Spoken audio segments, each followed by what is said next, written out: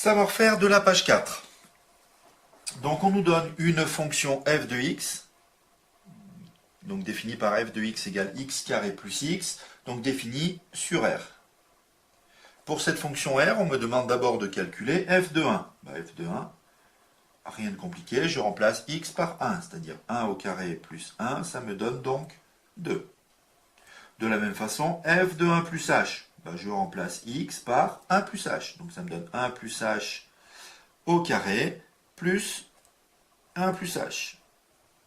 D'accord? Donc si je veux le simplifier un petit peu, je peux le développer, donc ça me donne 1 au carré plus 2h plus h carré plus 1 plus h.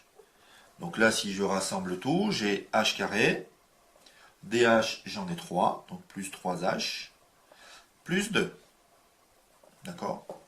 Donc voilà pour le premier rang. Pour le deuxième rang, on me demande de montrer que la fonction f, elle est dérivable en 1. Et puis, une fois que j'aurai montré qu'elle est dérivable en 1, de calculer f' de 1.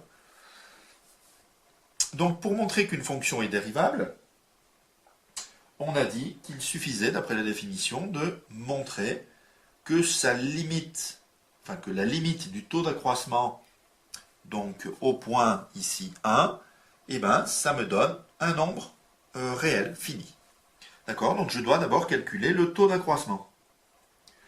D'accord? Donc le taux d'accroissement, la formule, on a dit, c'est, donc je vais l'écrire, taux d'accroissement, c'est égal à f de 1 plus h moins f de 1 sur h. Donc ça, c'est le taux d'accroissement pour a égale 1. Ici, nous, on le veut en 1.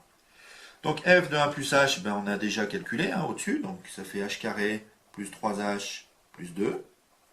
Moins f de 1, f de 1, c'est 2. Le tout sur h. Donc je m'aperçois que 2 et moins 2, tout s'enlève. Que le h, je peux le factoriser. Donc ça me donne h facteur de h plus 3. Le tout sur h. Là, c'est égal ici à h plus 3. Donc voilà. Première étape, donc le taux d'accroissement. Deuxième étape, la limite. Je dois calculer la limite de ce taux d'accroissement lorsque h tend vers 0.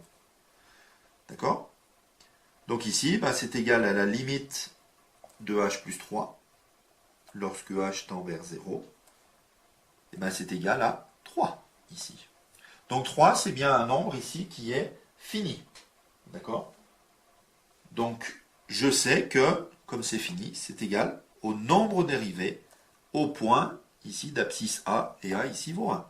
Donc je sais ici que non seulement la fonction est dérivable, et en plus que f' de 1, ça vaut 3.